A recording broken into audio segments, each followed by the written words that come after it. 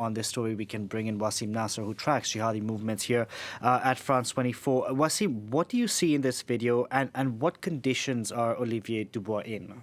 Actually, to be more precise about the video, it's a video that was broadcasted not by the group, but it's a random video, 21 seconds, where he says he's Olivier Dubois, he's a journalist, and he asks for help, as you said, for his family, friends, and the authorities.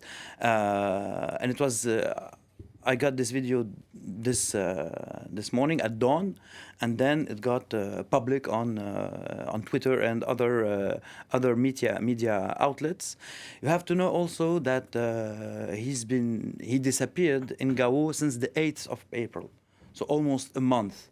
But the thing is that we didn't know from the 8th of April up to this video if he was a hostage or invited by a jihadi group or another, because he got dragged into Gao, the town of Gao, because someone portrayed to him or told him that he will be able to conduct an interview with the local jihadi commander from the region of Telatai.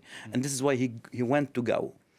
And we should imagine that in the exchange, before he went to Gao, the interview was supposed to be conducted in Gao, in the town of Gao, which is very, very particular. Huh? How can we imagine that a jihadi figure, or commander at least, can go into the town of Gao and conduct an interview with the Western journalists? So up to this point, we don't know if he was dragged there by a jihadi group or by local kidnappers or criminals who sold him later to a jihadi group, which happens often in hostage situations in the Sahel region. But the fact is today that in this video, those 21 seconds, he says himself that he's been taken hostage by Jama'at Nusrat Islam wal Muslimin, making him the newest or the last French hostage in this region after the liberation of Sophie Petronin, which occurred a few months ago. She profited from the liberation of the Malian politician Soumaïla Cissé at the time.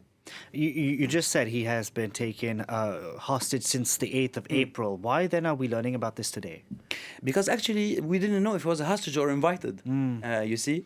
And people were thinking that maybe he is actually being taken into the Sahara to conduct an interview, maybe not with this local commander of Telatai, who doesn't have real importance, but maybe with Iyad Ghali. And if it was the case, it takes time in this kind of situation. So this is the only point that kept the story under the radars. Okay, and talk us through tell us more about this group, Nusrat al-Islam, or Group for the Support of Islam and Muslims. Well, actually, it's a group. It's a group that unified 4 major jihadi factions in the Sahel under the banner of Al Qaeda and the Islamic Maghreb. Of course, it is headed by Iyad Ghali. Iyad Ghali is a Tuareg figure, a politician before being a jihadi figure. He's heading this group. His second is Amadou Koufa. Amadou Koufa is a Fulani preacher, giving to this group reach further south and into central Mali.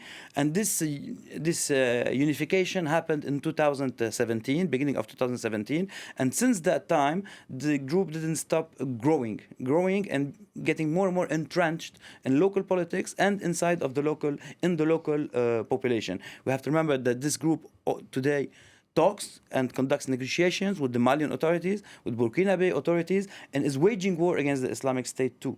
Because you don't forget that you have also the Islamic State today present in the same region. So we have 2 groups, Al Qaeda and the Islamic State, going in a parallel way in this region. We have many other Western hostages in the hands of Al Qaeda, still in the hands of Al Qaeda. We should remember that in less than a week ago, 2 Spanish journalists and 1 Irish citizen were killed in Burkina Faso because of an altercation with a jihadi group, and they could have been taken hostage too. It didn't happen; they were killed. So this situation is very, very tensed in this region. It's very unstable, and we have 2 main jihadi groups growing steadier and steadier, despite the efforts of local armies, local authorities, and of course Barkhane and French military. We'll see how the French Foreign Ministry chooses to react to this development. Thank you very much for that, Wassim Nasr there.